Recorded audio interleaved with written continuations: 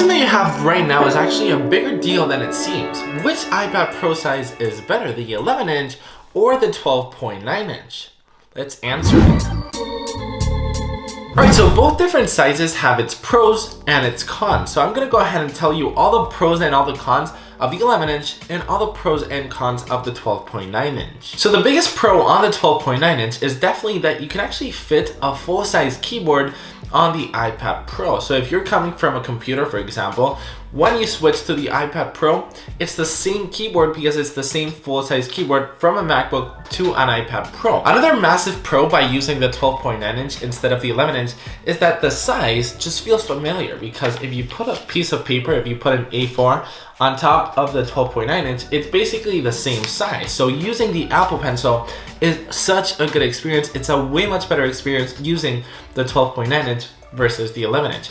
So the 12.9-inch, in my opinion, it's so much better with the Apple Pencil, so it's way much better for designers. If you're a designer and you don't really know what size to get, in my opinion, get the 12.9-inch because you're gonna have a way bigger screen and you're just going to be more comfortable by sketching. So for artists, designer, if you want to video edit, anything that's creative, honestly, 12.9-inch is the way to go. Another massive pro is that when you multitask or when you split your screen, you get two massive screens. It's basically like having two iPads, two mini iPads, because the screen is so big. So you can have a screen right here and a screen right here. On the 11-inch iPad Pro, when you split your screen, it's big because of course it's an iPad, but it's a way much better experience multitasking and splitting your screen on the 12.9-inch because of basically the size. It's so big, so you get so much room. On the 11-inch, things get kind of crammed and it doesn't really fit. It still works flawlessly, but on the 12.9-inch, it just works so much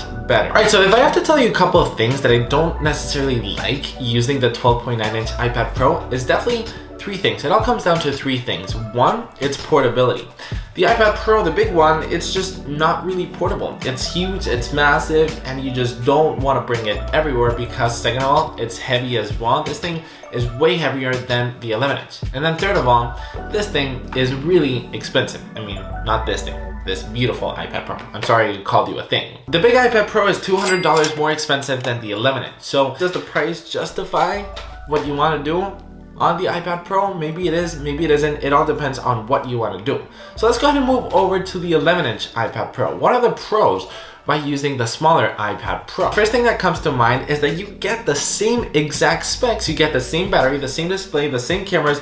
Everything is exactly the same, and it's actually cheaper. So if you like both of them equally, you should probably go with the 11-inch because, well, it's cheaper and, you know, it's always good. It's always good to save some cash. So anybody that owns an 11-inch iPad Pro, practically everybody will tell you that the 11-inch is so much better than the 12.9-inch, well, basically because it's super portable. That's what I love so much about this size, is that you just want to bring it everywhere. It's comfortable, it's way lighter, it's actually super light. If you actually take the smart keyboard out, this thing is super light. It is so beautiful. I mean, the 12.9-inch is also beautiful, but it's so comfortable. You just want to take it everywhere. You just want to bring the keyboard, the Apple Pencil along, and just such a powerful device. So if I would have to say bad things about the small model, it would basically also come to three things. One is that whenever you multitask, as I said before, everything is super crammed, and that's one thing that I really don't like about the 11-inch, is that it just gets so cramped. It's just not a good experience. I mean, it's good, but it's so much better. It's seriously a game changer on the 12.9-inch. And the other con would be that you don't get a full-size keyboard on the iPad Pro, but once again, you get used to it. So which iPad Pro size should you get, and which iPad Pro size is my personal favorite? Well, my personal favorite is Paperlike is a screen protector that feels like you're actually writing on a piece of paper. It's perfect for students who take a bunch of notes on their iPad Pro and artists who sketch like crazy. It makes your iPad Pro have a texture that you will just not believe. So if Paperlike is something that you're interested in, or you just want to check it out, hit the link down in the description and check it out for yourself. It's honestly awesome.